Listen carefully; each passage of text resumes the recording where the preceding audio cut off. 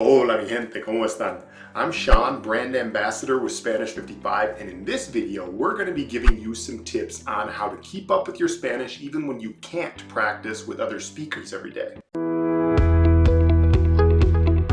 Ahora, claro, of course, it's recommended that you do practice with other speakers, preferably native speakers, as much as you can. And if you're looking for a tutor, the best place to start is Spanish55.com. And if you have a super busy schedule but still want to stay committed to your Spanish, you can check out Spanish 55's quarterly plans. Simply put, with the quarterly plan, you'll be able to plan out your Spanish lessons with your coach for the next 3 months. That way you always have a priority in your coach's calendar, and you'll be able to stay constant on your journey to fluency. So be sure to hacer clic en el enlace, click the link below for your free trial and ask about Spanish 55's quarterly plans. Alright, but there inevitably still probably will be times in your life where you just can't practice Spanish with someone on a daily basis.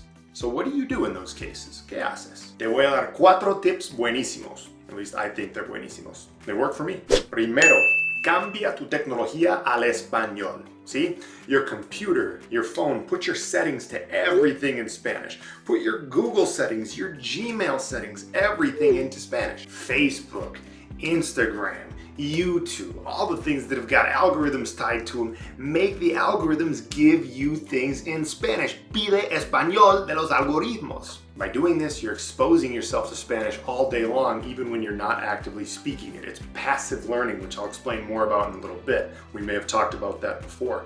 But you're also kind of reinforcing words that you may have forgotten or otherwise forget when you're just seeing them all the time. Segundo, piensa en español. Think in Spanish. Do it deliberately too, because I know a lot of people talk about how long does it take to get for me to think in Spanish? Well, you can always sort of start doing that consciously, right?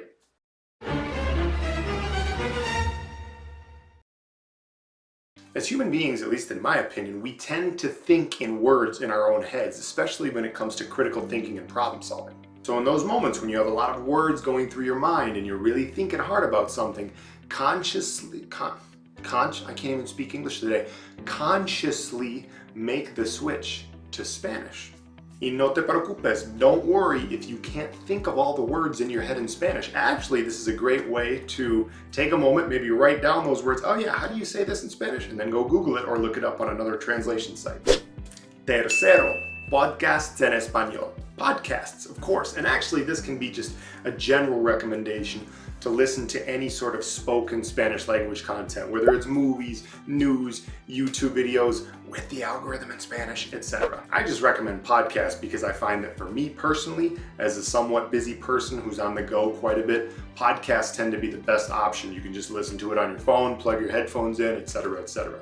There are thousands of podcasts in all the major languages around the world. Y español is no exception. There's tons of great podcasts out there. Now, if you're more of a beginner or lower intermediate, the best thing for you to do might be to look for a podcast that's almost like a Spanish course, like with actual classes, or like a Spanish learning audiobook or something like that. If you're a bit more advanced, then the best thing to do might be to just find a podcast that interests you, a topic that you like, and just download tons of episodes. Subscribe to the channel, subscribe to numerous podcasts, just listen to regular Spanish language podcasts. Y hablando de podcasts, speaking of podcasts, we've got another enlace abajo, another link down below. Coach Alberto and Coach Judith from Spanish 55 were recently guests on Españolistos podcast. They did kind of a Q&A on how to find the best Spanish tutor. They're experts on that. So check out the link below to learn more. Y número 4, create a 10-minute daily speaking practice session by yourself. Just because you don't have someone to practice with doesn't mean you can't practice speaking.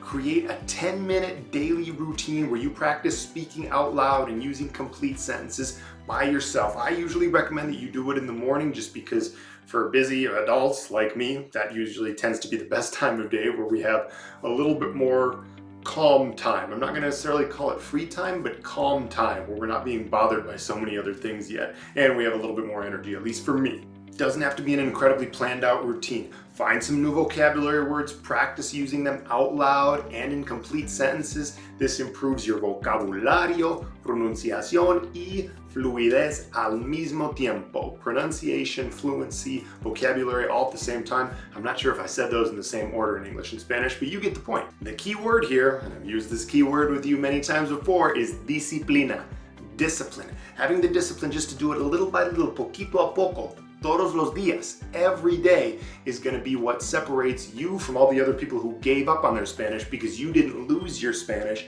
during those times that you were really busy, right? And creating this 10-minute practice session, or however many minutes you can dedicate to it, is a great way to incorporate a little bit of active learning, aprendizaje activo, as opposed to passive learning, because when you're actually speaking out loud, you're having to think, you're having to really use your brain, use your vocal cords to produce the language. It's a form of active learning as opposed to passive learning, which is just like reading and listening, for example. You're just taking in the language, but you're not producing anything with it. And passive learning is useful for maintenance of the language, and that's really what all of the first 3 tips I just gave involve.